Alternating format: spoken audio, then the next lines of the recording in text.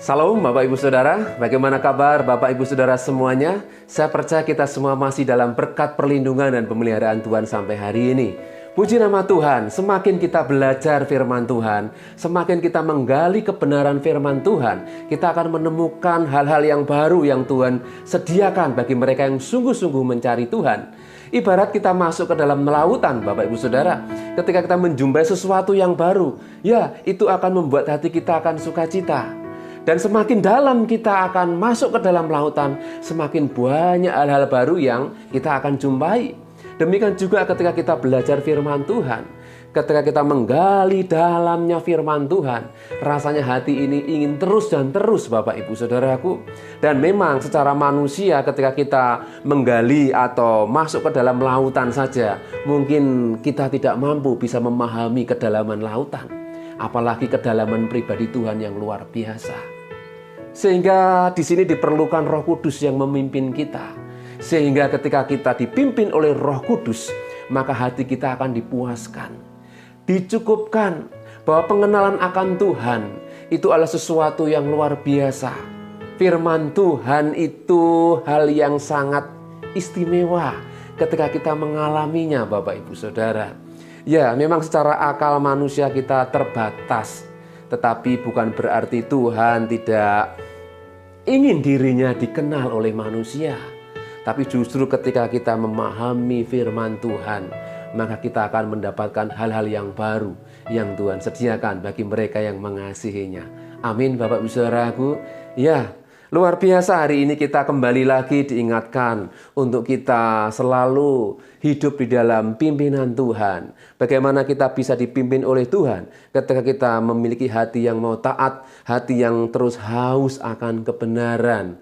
Ya, dan hari ini kita kembali lagi belajar di dalam surat Yudas. Dan tentunya hari ini adalah hari yang terakhir kita akan belajar tentang surat Yudas ini. Dan tema kali ini akan saya beri judul Kristen palsu dan asli. Dalam hidup ini kita seringkali menjumpai barang-barang yang asli dan yang palsu Bapak Ibu Saudaraku. Manusia pinter untuk membuat sesuatu yang sama atau palsu begitu. Tetapi sekali lagi kita sebagai umat Tuhan dipanggil untuk menjadi produk yang asli. Produk yang betul-betul murni. Pengikut Kristus yang murni. Sehingga zaman dulu kekristenan disebut sekte pada zaman Yesus ya. Karena Yesus tidak menyebarkan agama atau sekte. Tapi Yesus dia mengajarkan tentang kerajaan Allah. Yaitu yang dibangun dengan tangan Tuhan sendiri, bukan tangan manusia.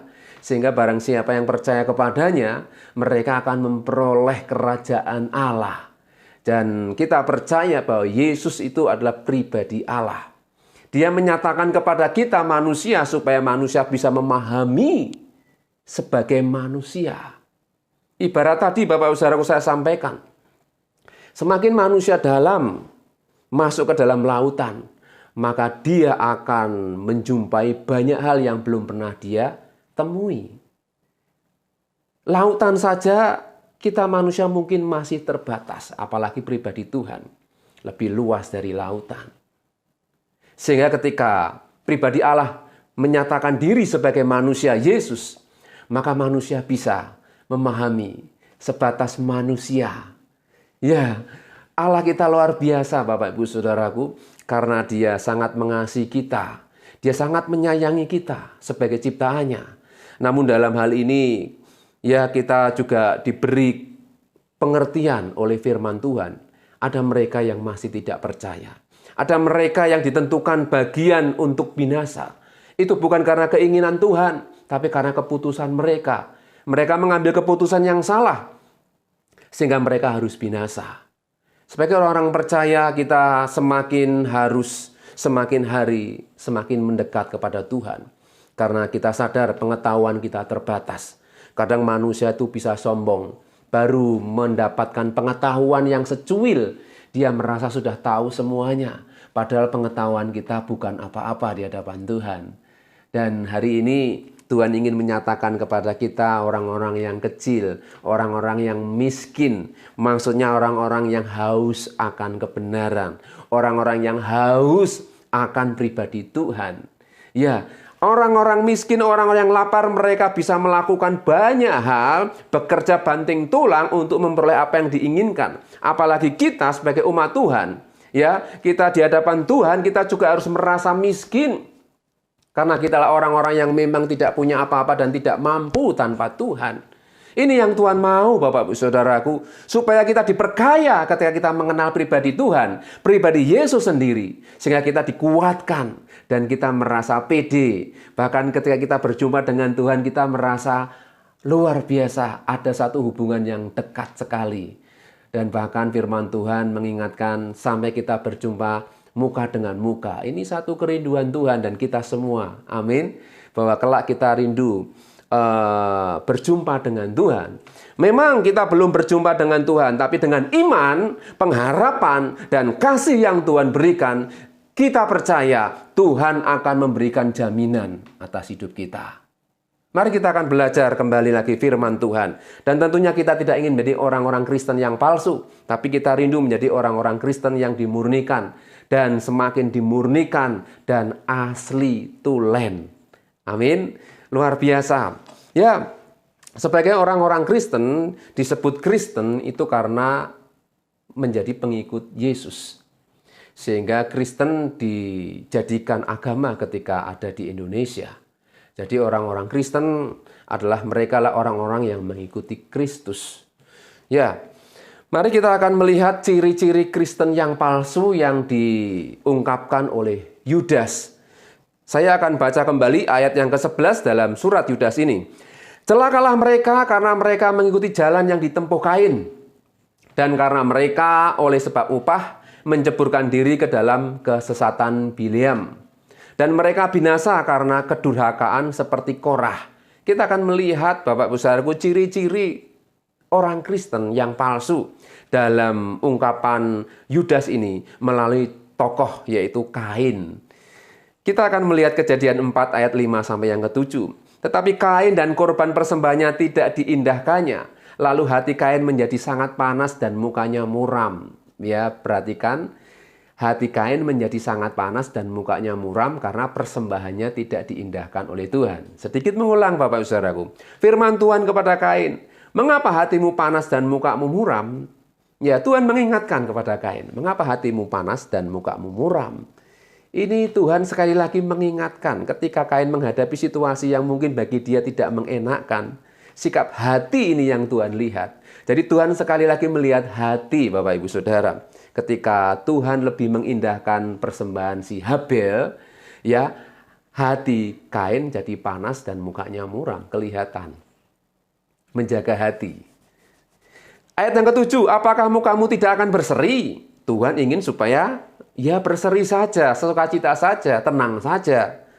Ya, jika engkau berbuat baik, ini Tuhan mengingatkan Kain.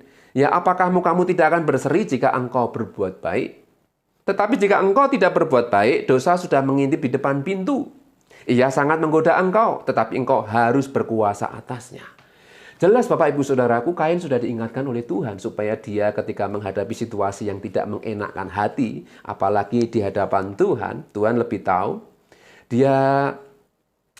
Tuhan ingin supaya Kain tetap bersukacita menghadapi situasi yang tidak mengenakkan dia. Tuhan ingin supaya kita sebagai umat Tuhan juga ketika menghadapi situasi yang tidak mengenakkan hati kita, supaya kita belajar tetap berseri, bersukacita. Dalam segala hal, bukankah Tuhan mengajarkan kita bersukacitalah dalam segala hal?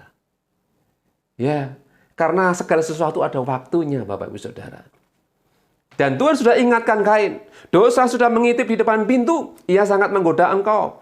Dan Tuhan jelas mengingatkan, tetapi engkau harus berkuasa atasnya. Ini ujian untuk Kain pada waktu itu. Tuhan tahu hati Kain, Bapak Ibu Saudara. Namun kenyataan Kain mengambil keputusan yang salah. Dia akhirnya dengan geram, dia tidak bisa menahan diri. Akhirnya dia membunuh adiknya Habel dengan memukul Habel sehingga mati Bapak Ibu Saudara. Jadi dalam hal ini kita bisa melihat ciri Kristen yang palsu. Kristen yang tidak tahan uji ketika menghadapi situasi yang tidak nyaman bagi dirinya. Ya, tidak bisa menahan diri, tidak bisa menguasai dirinya. Padahal sudah diingatkan, Bapak, Ibu, Saudara. Mari kita akan belajar dari kisah Kain ini untuk menjadi Kristen yang asli. Kristen yang asli tentunya Kristen yang tetap bersuka cita dan berseri-seri ketika menghadapi situasi yang tidak nyaman, situasi yang tidak mengenakkan dirinya. Bahkan yang membuat hatinya itu tidak nyaman, tidak suka, begitulah. Ya, Bapak Ibu Saudara, apalagi masalah Kain ini iri dengan adiknya. Bapak Ibu Saudara, sebagai orang-orang percaya Tuhan mendidik begitu rupa karena Tuhan melihat hati. Sejauh mana kita sebagai orang Kristen diproses, dibentuk, ya, hati kita betul-betul diuji. Seperti Kain, Tuhan sudah ingatkan tapi Kain tetap mengambil keputusan yang salah. Mari kita jangan seperti Kain ini, Bapak Ibu Saudara. Kita belajar untuk bisa menerima apapun yang terjadi dalam hidup ini, sehingga hati kita tetap berseri-seri. Ya, Tuhan berkata, apa kamu tidak akan berseri jika engkau berbuat baik? Mari kita terus tetap berbuat baik. Walaupun kenyataan, apa yang kita hadapi ini tidak sesuai dengan harapan dan cita-cita kita. Ya, ini gambaran ciri-ciri Kristen yang palsu. Tidak bisa menerima kenyataan, tidak bisa menerima kehendak Tuhan yang terjadi atas hidupnya. Mari Bapak Ibu Saudaraku, kita bisa mengambil hikmahnya. Menjadi Kristen yang asli atau yang palsu. Itu pilihan ada di tangan Bapak Ibu Saudara semuanya. Tentunya kita ingin menjadi orang-orang yang bijaksana. Gadis-gadis yang bijaksana. Yang bisa memberikan yang terbaik, baik waktunya, hatinya untuk Tuhan. Amin. Kemudian yang kedua Bapak Saudara, kita akan melihat apa yang Yudas katakan tentang Bileam. Ya, Bilangan 22 ayat 28 sampai yang ke-30 saya akan bacakan. Ketika itu Tuhan membuka mulut keledai itu sehingga ia berkata kepada Bileam, apakah yang kulakukan kepadamu sampai engkau memukul aku 3 kali? Jawab Bileam kepada keledai itu, karena engkau mempermain-mainkan aku, seandainya ada pedang di tanganku, tentulah engkau akan kubunuh sekarang. Tetapi keledai itu berkata kepada Bileam, bukankah aku ini keledaimu yang kau tunggangi selama hidupmu sampai sekarang? Pernahkah aku berbuat demikian kepadamu? Jawabnya tidak. Bapak Ibu Saudaraku, Tuhan mengajar melalui Bileam dan keledainya ini untuk kita bisa lebih taat kepada Tuhan. Ya, bukan karena upah yang lebih besar yang akan kita terima. Upah atau dunia yang akan kita terima, ya, sehingga kita melalaikan apa yang Tuhan inginkan dalam hidup kita. Karena hari-hari ini tawaran-tawaran dunia semakin menggencarkan orang-orang percaya. Ya, Bileam mendapatkan tawaran untuk menerima sesuatu untuk mengutuki orang-orang Israel. Kita sebagai orang-orang percaya juga diuji. Kristen yang asli diuji untuk memiliki satu keyakinan dan kemantapan bahwa kita harus lebih taat kepada Tuhan. Bukan karena upah. Sekali lagi Bapak Ibu Saudaraku, komitmen sebagai seorang Kristen, dia akan diuji melalui banyak hal. Jika Bileam, dia diuji melalui upah yang akan diterimanya. Orang-orang percaya hari-hari ini juga diuji, Bapak Ibu Saudara. Sehingga tidak sedikit mereka yang berani meninggalkan Tuhan karena upah yang dia terima. Mereka memungkiri iman mereka karena upah yang akan dia terima lebih besar. Mereka lupa bahwa Tuhan lebih besar dari segala-galanya. Amin Bapak Saudaraku. Ya, jadi dari Bileam kita bisa belajar. Kita harus lebih percaya bahwa Tuhan jauh lebih besar. Tuhan sanggup memberikan lebih besar dari apa yang kita inginkan. Sehingga kita jangan mudah tertipu. Ya, kita jangan mudah tergiur oleh hal-hal dunia saat ini yang membawa kita ini binasa. Kemudian yang ketiga, Bapak Saudaraku, kita akan melihat Korah. Apa yang disampaikan oleh Yudas melalui pribadi Korah. Korah adalah tokoh ya yang membantah dan memberontak kepada Musa dan Harun. Dia bersama dengan Datan dan Abiram.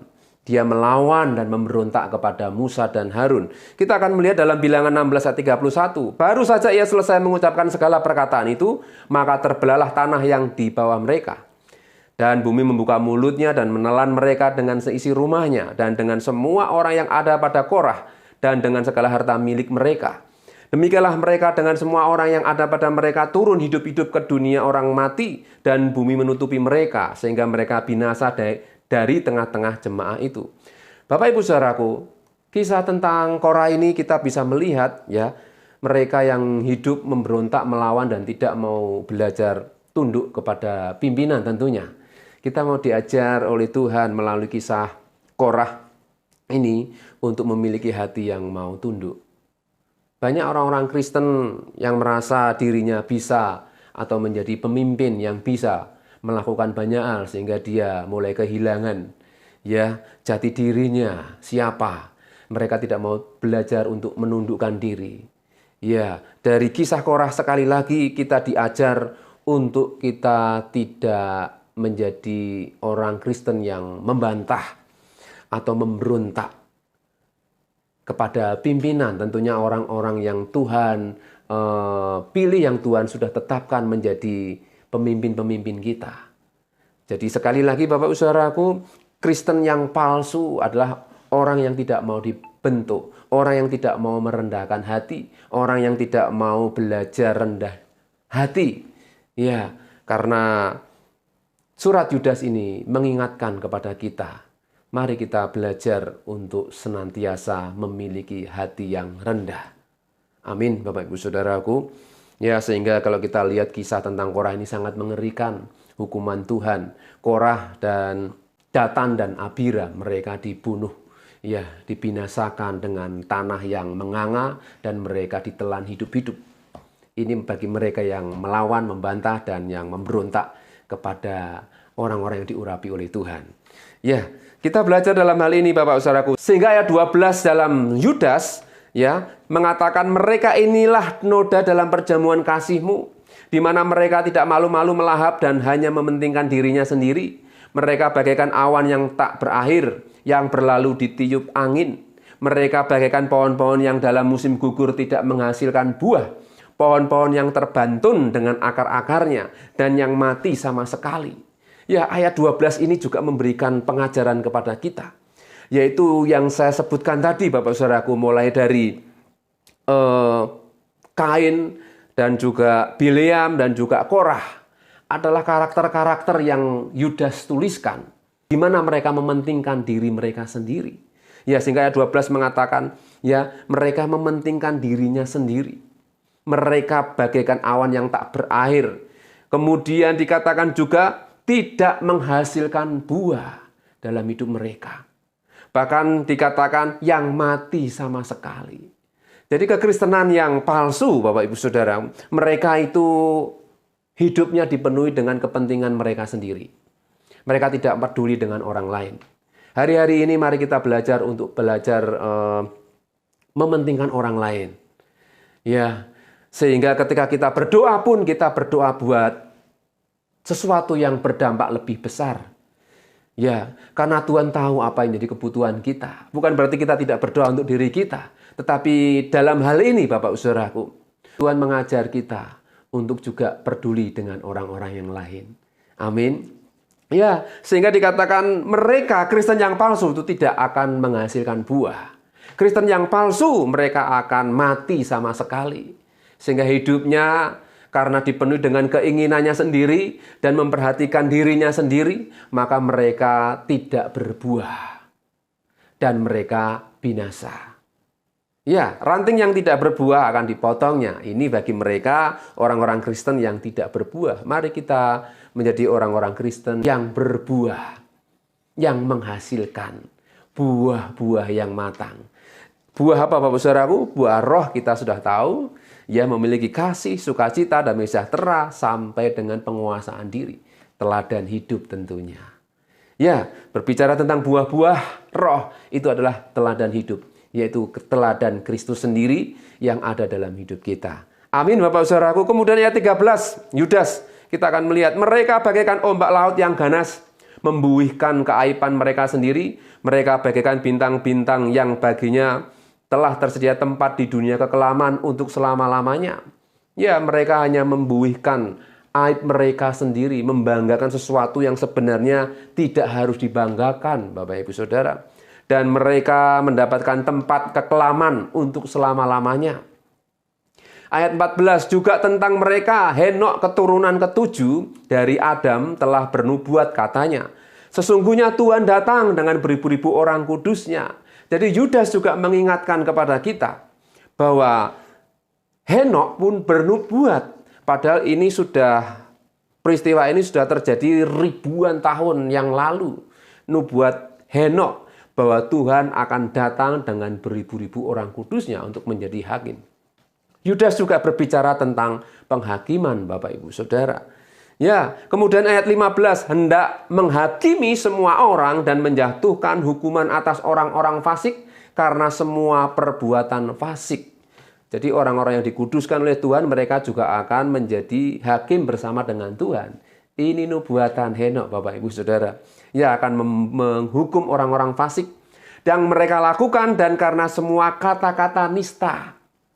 Jadi kata-kata nista, kata-kata hujatan, umpatan, ya, kata-kata yang menentang dan melawan Tuhan. Makanya kita juga harus hati-hati dalam berkata-kata, Bapak Ibu Saudara. Ya, seringkali kita tanpa sadar ucapan kita bisa menentang kebenaran firman Tuhan. Kadang mulut kita pakai untuk hal sesuatu yang kadang kita tidak tahu. Sehingga kita harus memang menjaga mulut kita, menjaga ucapan kita. Karena firman Tuhan juga mengatakan bahwa segala sesuatu yang kita ucapkan kelak akan dipertanggungjawabkan di hadapan Tuhan. Ya, maka kita harus hati-hati, Bapak Saudara, karena akan dihakimi. Ya, yang diucapkan orang-orang berdosa yang fasik itu terhadap Tuhan. Ayat 15. Kemudian ayat 16, mereka itu orang-orang yang menggerutu dan mengeluh tentang nasibnya. Hidup menuruti hawa nafsunya, tetapi mulut mereka mengeluarkan perkataan-perkataan yang bukan-bukan, dan mereka menjilat orang untuk mendapat keuntungan. Hari-hari akhir ini banyak orang-orang yang seringkali tidak peduli dengan ucapannya. Yang penting aku untung, yang penting aku memperoleh keuntungan. Mereka berani berkata-kata. Entah itu fitnah, ujaran kebencian, dan lain sebagainya. Menyampaikan hoak, Bapak Ibu Saudaraku, yang hari-hari ini terus terjadi. Maka kita harus berhati-hati dalam menyampaikan sesuatu, perkataan kita. Ya, kemudian ayat 17. Tetapi kamu, saudaraku yang kekasih, ingatlah akan apa yang dahulu telah dikatakan kepada kamu oleh rasul-rasul Tuhan kita Yesus Kristus. Sebab mereka telah mengatakan kepada kamu, menjelang akhir zaman akan tampil pengejek-pengejek yang akan hidup menuruti hawa nafsu kefasikan mereka. Jadi tidak heran bahwa hari-hari akhir akan banyak orang-orang yang murtad. Murtad itu meninggalkan kebenaran. Kalau dalam kekristenan mereka meninggalkan Yesus. Ya, jadi hari-hari akhir menjelang zaman akhir tampil pengejek-pengejek yang hidup menuruti hawa nafsu kefasikan mereka. Mereka tidak peduli lagi dengan kebenaran. Apalagi menderita untuk Tuhan. Mereka sudah tidak pusing hal itu, Bapak Saudara. Karena mereka tidak mau mengalami apa yang namanya kesusahan, penderitaan, ya, apalagi disuruh menyangkal diri, pikul salib lagi. Ya, ini bagi mereka yang tidak percaya dan yang akan binasa itu hal yang tidak penting, Bapak Ibu Saudaraku. Ya, sehingga mereka dikatakan oleh Yudas sebagai pengejek-pengejek. Jadi jangan heran ketika kita orang percaya yang sungguh-sungguh, Kristen yang asli, yang mengalami banyak hal, ya, mungkin penderitaan atau kesusahan, tekanan, bahkan aniaya, ya, mereka sebagai Kristen yang palsu, mereka tidak mau hal ini menimpa hidup mereka. Mereka menghindari hal yang tidak enak secara badan, Bapak Saudaraku. Dan kita bersyukur jika Tuhan mengingatkan melalui surat Yudas ini supaya kita tetap kuat di dalam Tuhan walaupun apapun yang terjadi. Ya, kemudian ayat 19 dikatakan mereka adalah pemecah belah. Jadi Kristen palsu itulah mereka adalah pemecah belah yang dikuasai hanya oleh keinginan-keinginan dunia ini dan yang hidup tanpa Roh Kudus. Perlu digarisbawahi, hidup tanpa Roh Kudus. Jadi mereka dipenuhi dengan keinginan hawa nafsu mereka tanpa Roh Kudus. Bukankah ketika kita hidup di bawah kuasa Roh Kudus, maka Tuhan akan menjaga tubuh kita. Tuhan akan memelihara tubuh kita sebagai persembahan yang hidup yang dikuduskan. Sehingga ketika terjadi sesuatu dalam hidup kita, ya, sesuatu keinginan-keinginan yang bertentangan dengan firman Tuhan, Roh Kudus akan mengingatkan.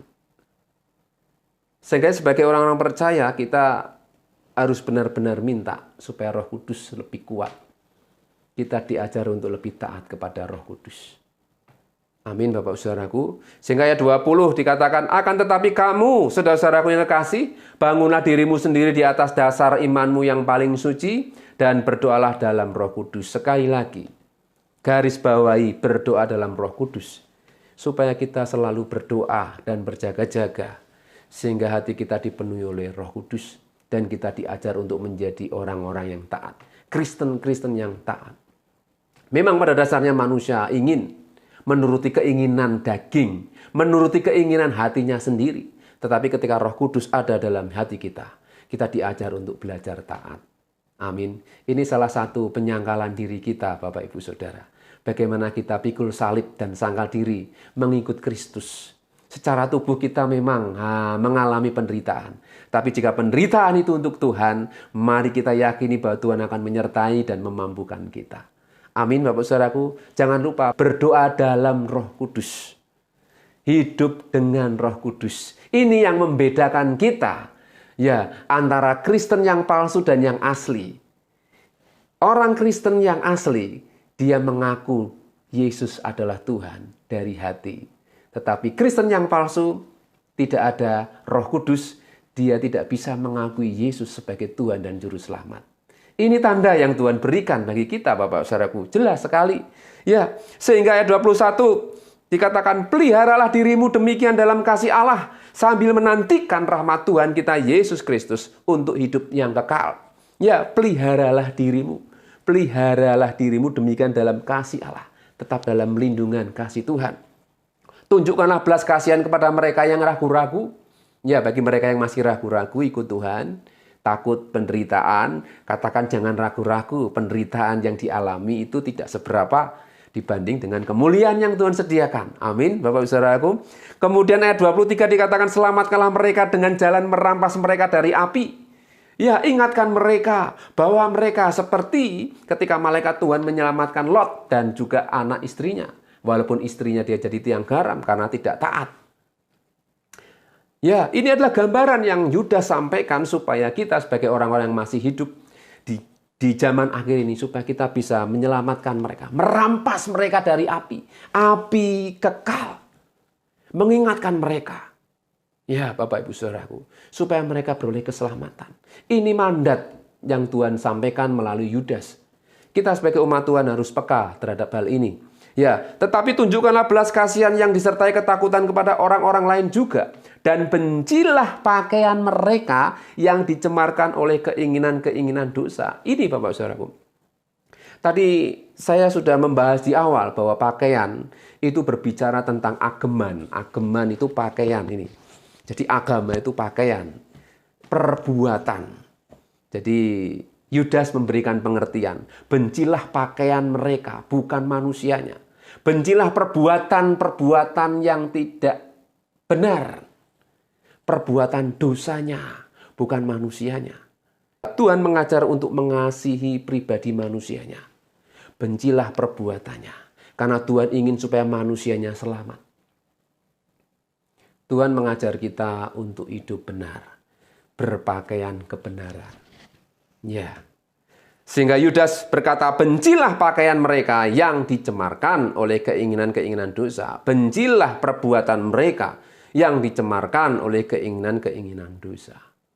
Ya, supaya mereka bertobat, supaya mereka berbalik kepada Tuhan dan hidup di dalam kebenaran, berpakaian kebenaran. Amin, Bapak Ibu Saudaraku. Ya, sehingga ayat 24, ayat 25 sebagai akhir dari surat Yudas hari ini, saya akan bacakan. Bagi Dia yang berkuasa menjaga supaya jangan kamu tersandung, dan yang membawa kamu dengan tidak bernoda, dan penuh kegembiraan di hadapan kemuliaannya. Allah yang Esa. Yudas mempertegas Tuhan kita Esa. 1. Ya, Juru Selamat kita oleh Yesus Kristus. Tuhan kita, bagi Dia adalah kemuliaan, kebesaran, kekuatan, dan kuasa sebelum segala abad, dan sekarang dan sampai selama-lamanya. Amin. Luar biasa Bapak Saudaraku. Surat Yudas ini sangat simpel, sederhana, namun dalam untuk kita renungkan. Sehingga ketika kita merenungkan betapa dalamnya firman Tuhan, kebenaran pribadi Tuhan itu. Mari saya mengajak Bapak Saudaraku semakin lebih dalam belajar firman Tuhan. Karena ketika kita belajar firman Tuhan disertai dengan kuasa Roh Kudus, maka kita akan mendapatkan kekuatan menghadapi kenyataan hidup ini. Seberat apapun, percayalah Tuhan sanggup menolong kita. Amin Bapak Saudaraku, Tuhan Yesus memberkati. Mari kita akan berdoa. Bapa di surga, terima kasih hari ini kami sudah mendengar firman-Mu, firman yang menguduskan kami, firman yang memberikan kami pengertian untuk hidup dalam kebenaran. Karena kami tahu bahwa kami adalah orang-orang yang layak dihukum, yang sebenarnya layak menerima hukuman dari Tuhan. Tapi oleh karena kasih karunia Tuhan, Engkau menyelamatkan melalui Yesus Kristus. Dan kami tahu hidup inilah kesempatan. Ketika kami percaya kepadamu, ketika kami masih hidup, Engkau berikan kami kesempatan untuk dipulihkan. Dan kami beroleh hidup yang kekal. Dan kami rindu menjadi orang-orang Kristen yang dimurnikan. Menjadi orang-orang Kristen yang asli di mata Tuhan. Yang setia sampai akhir. Terima kasih Bapa, terima kasih. Berkati kami semua yang sudah mendengarkan firman-Mu. Berkati keluarga kami, pekerjaan pelayanan kami, apapun yang kami kerjakan Tuhan buat berhasil. Berkati kota dimanapun kami berada, bangsa dan negara kami terus kami doakan. Engkau memberkati dengan damai sejahtera. Hujan keselamatan Kau nyatakan atas bangsa kami. Pemulihan Kau Tuhan kerjakan dalam hidup kami semuanya. Bangsa kami, para pemimpin pejabat orang kuat negeri ini, presiden, wakil, para menteri, berikan roh takut tunduk otoritas Tuhan. Terima kasih Bapa, terima kasih Tuhan. Kiranya damai sejahtera Tuhan melimpah-limpah dalam hidup kami sepanjang hari ini sampai Maranatha. Tuhan Yesus datang kedua kali. Dan kita yang mengasihi Tuhan katakan bersama, amin. Tuhan Yesus memberkati. Hidupku menggenapi firman-Mu, tanda mujizat sertai tiap langkah.